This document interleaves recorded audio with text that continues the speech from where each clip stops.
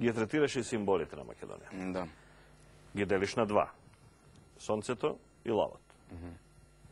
Сонцето пишува таму е и 16-кратно и 8-кратно. Дека и 8-кракно. Да. Тврдиш дека има и две. Значи, ние си го сакаме 16-кратното, ни го зема тамо, оти да сме биле добри соседи. 8-кратното е присутно и го има и низ историјата, повеќе 16-кратно. Како го третираш? Мислам, го има секаде, на фрески, на светци, на...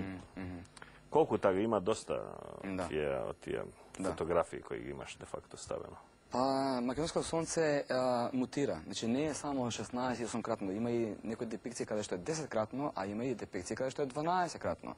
Постојат македонски штитови со 12-кратно сонце. Значи, ние можеме да го гледаме 16-кратното сонце заради тоа што тоа се наоѓа на ковчегот, златниот ковчег што е најден во Вергина или Палатица или како сакате Кутлеш да го кажете денеска. Погрешно се кажува сонцето од Вергина, што многу наши луѓе го прават се уште.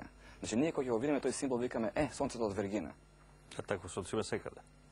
Тоа сонце е старо 2500 години. Мислам, Вергина е збор што е новиот збор на таа територија Кутлеш, што според грчката администрација е сменет. Кутлеш е сменет во Вергина. Значи тој збор, Вергина, е стар само колку? 80 на години?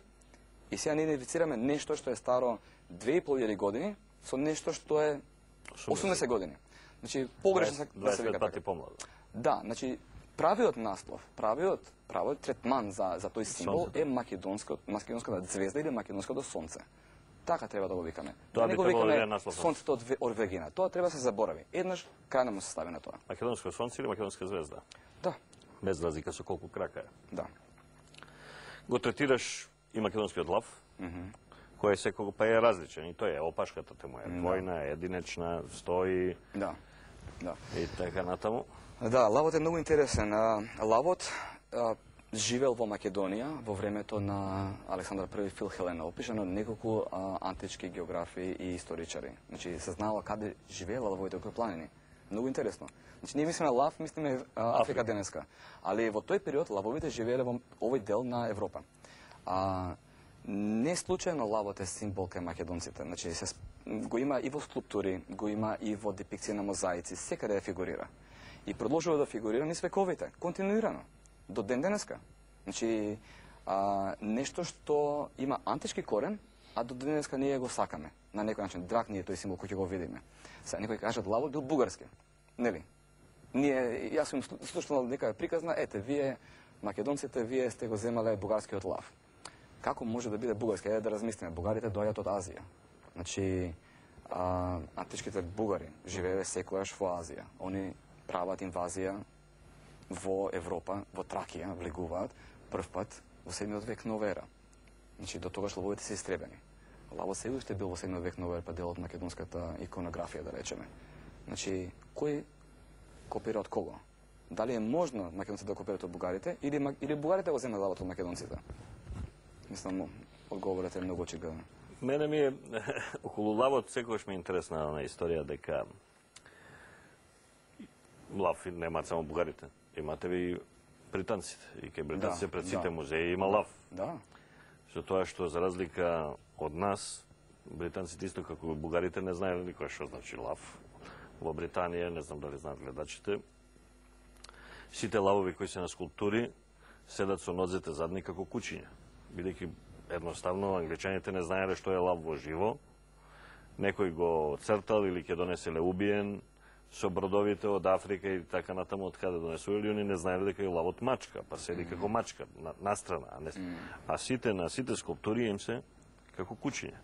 Што значи толку не знаеле што е лав, зборед. Да. Околу кој знае колку, значи интерпретација. И интерпретација ова е лав, а слушно седи како друга врста на животно. Интересно за лавот, има две скулптури идентични на лав.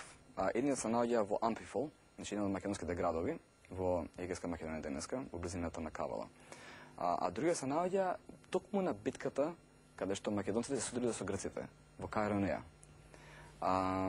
Значи, на таа битка каде што Филип ја масакрирал грчката армија, заедно со Александар.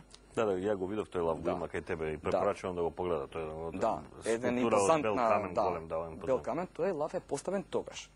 По битката? Да, веднаш по битката. Тоа што Да е види интересно. кај сме ги тепали на грците. Па да, на некој начин тоа е символот на македонската власт врз грците. Тоа што е интересно, дека под тој лав има гробница. И во таа гробница има 300 тела. А тие 300 тела најверојатно припаѓаат на елитната тебанска гарда. Значи тоа се 150 парови од хомосексуалци, љубовници кои што се борат до последен.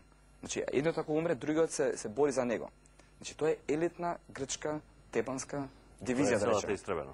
Целосно до последна покорена, погребана, ставена- македонци наверојатно, и лавот е ставен врз нив. Ставена под газот на лавот. Буквално така. Така. Значи, со други зборови, што им кажува Филип на грците? Ова од сега е Македонија. Точка.